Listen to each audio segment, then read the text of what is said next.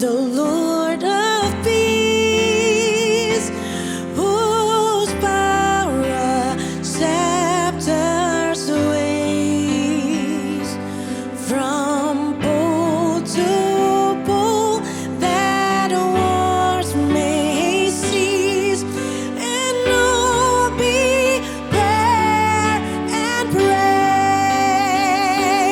His reign shall know no end, and around his pierced feet fair flowers of paradise extend their fragrance ever sweet.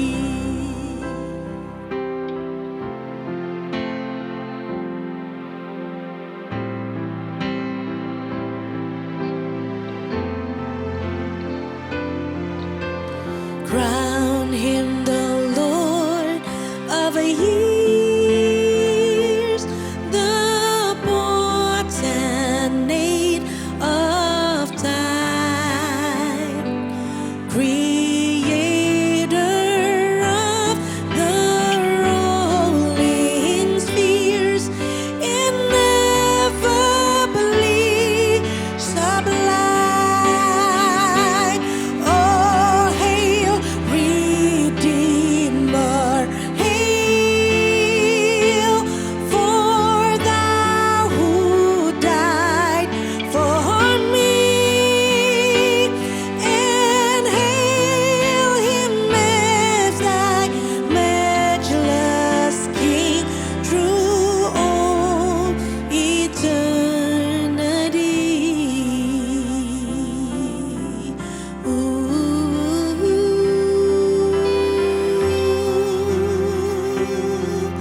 Oh, we bless your name, we magnify your name, Christ Jesus, King of all kings and Lord of all lords. Hallelujah, hallelujah, hallelujah. Crown him with many crowns. Hail King Jesus. Crown him with many crowns. King Jesus. Kerabaraliviridi. Shimbaralamaralady. Bedidididididi.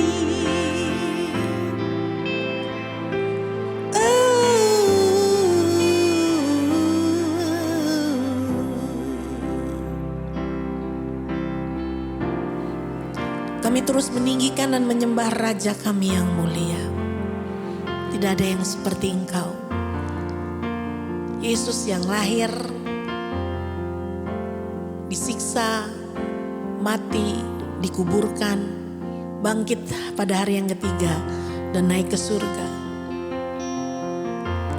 Nama yang agung, nama yang mulia, di atas segala-galanya.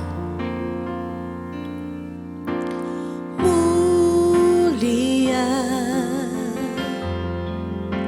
sembah Raja mulia, bagi Yesus puji, hormat, dan kuasa.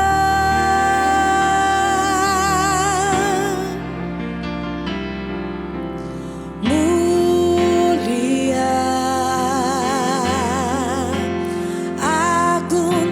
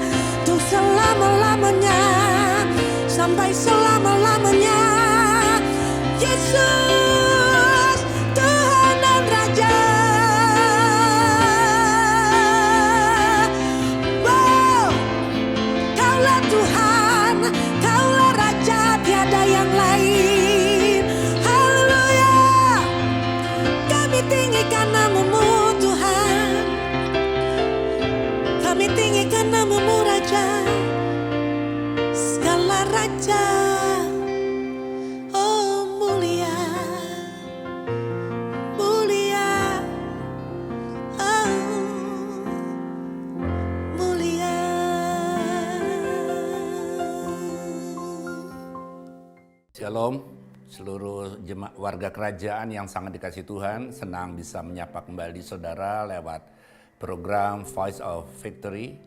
Dan saya percaya hari ini dimanapun saudara berada, pastikan setiap saudara selalu terpelihara, dijaga, baik kesehatan, baik rumah tangga dan seluruh aktivitas saudara benar hidup di dalam mempermuliakan Tuhan. Dan kita lihat dulu ayat yang akan kita renungkan pagi hari ini, yang terambil dari Matius 22 ayat yang ke-36. Guru, hukum manakah yang terutama dalam hukum Taurat?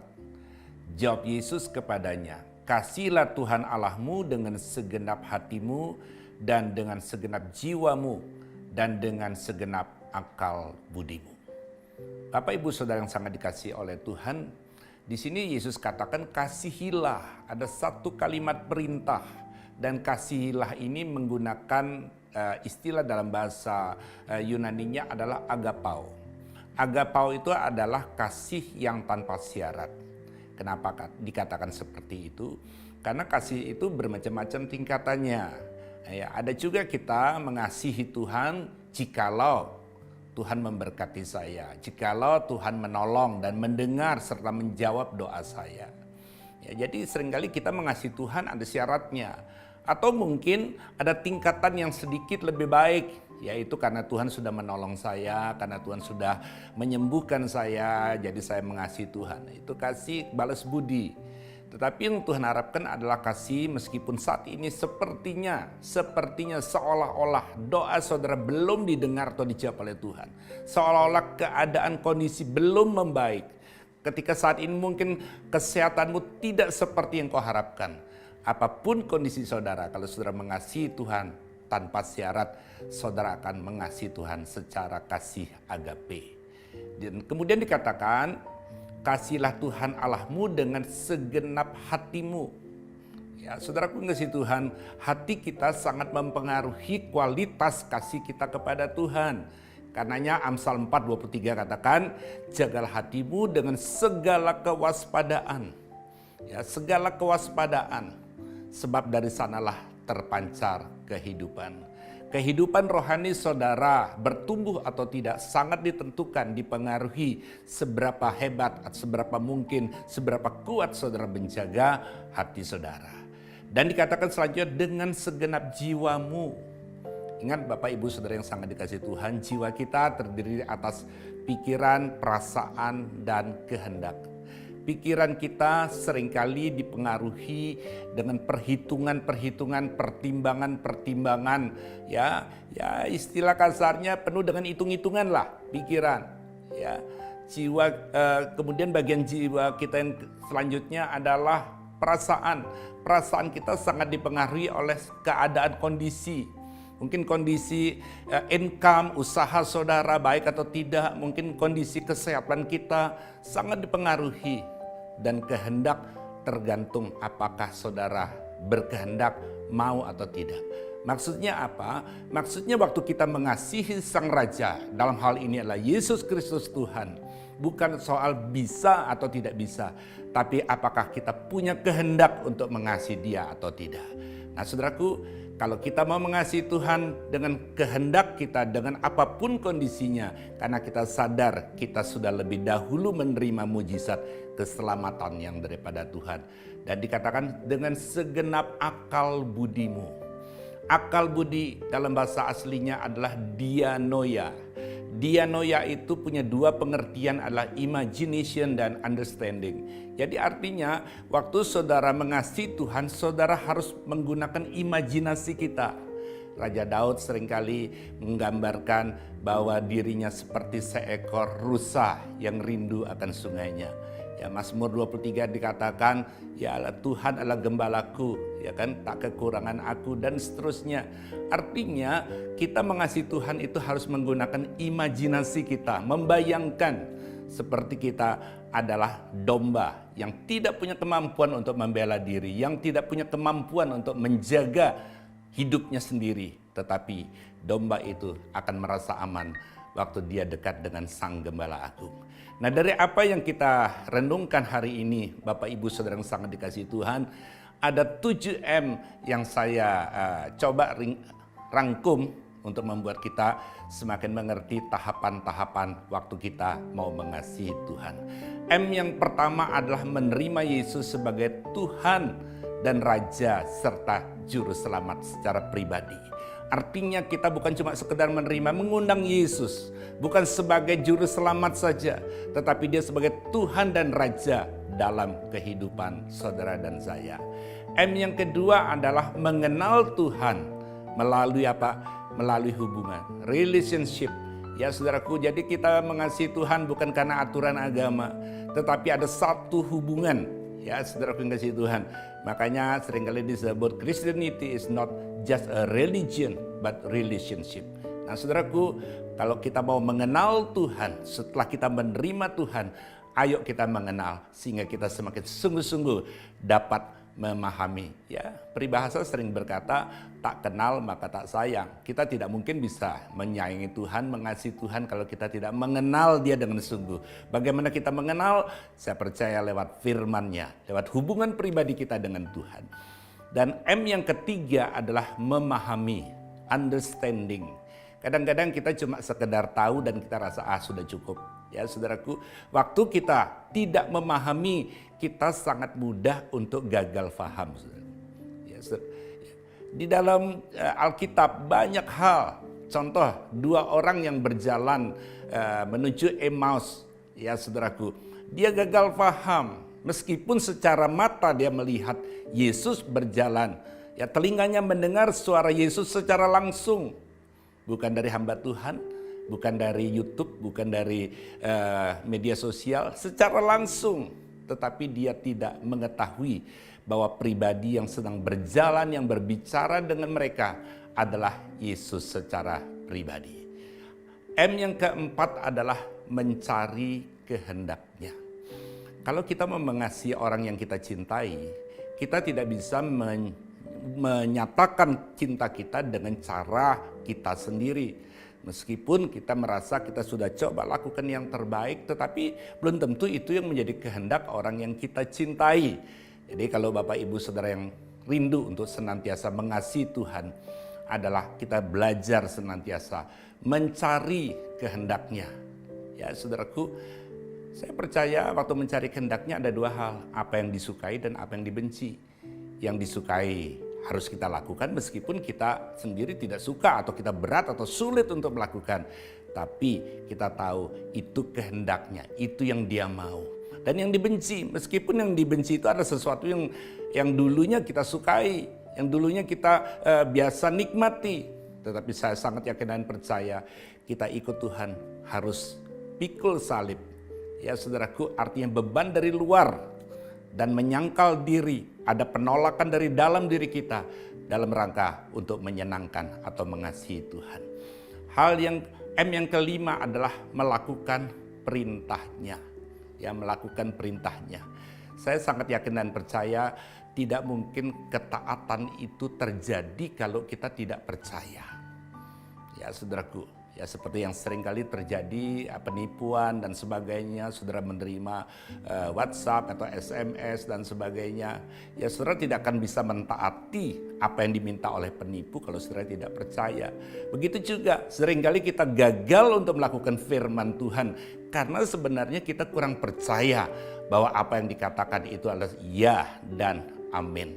Nah, tapi melalui program ini saya rindu setiap kita. Ayo belajar. Kehidupan kita bukan cuma sekedar diberkati saja, tetapi kita berusaha untuk menyenangkan hati Tuhan. Dan itu adalah M yang keenam, menyenangkan hati Tuhan. Sebagai bentuk apa? Bentuk kita mengasihi Tuhan.